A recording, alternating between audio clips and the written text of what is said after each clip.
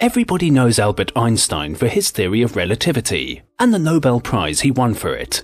He also— What? I didn't win the Nobel Prize for relativity. I won it for explaining the photoelectric effect. Right, of course, sorry. Einstein won the Nobel Prize for his work on the photoelectric effect, which helped settle the age-old debate of what light is made of. So, what is it? Okay, let's rewind a little. Newton had thought light was made of particles, and his rival Hooke had thought it was a wave. And when technology advanced enough, some experiments proved Hooke was right.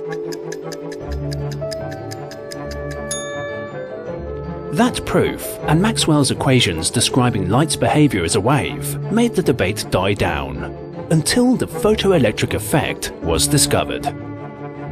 When light hits a cable next to another cable, electrons jump from one to the other. It was thought it happened because waves of light made atoms vibrate until they ejected an electron. But when it was measured carefully, a big contradiction was found. It only happened for light of some wavelengths. For others, no electrons jumped at all. Einstein was bewildered. The photoelectric effect should work regardless of the type of light. If light wasn't made of particles, and now it turned out that it couldn't be made of waves, what was it made of? After much reflection, he formulated a new hypothesis combining the two previous ones. What if light were made not of waves or particles, but of both? That is, what if light were made of wave packets?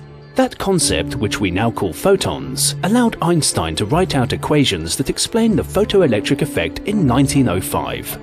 This consolidated the idea that light can sometimes be described as a wave, sometimes as a particle, and sometimes as either.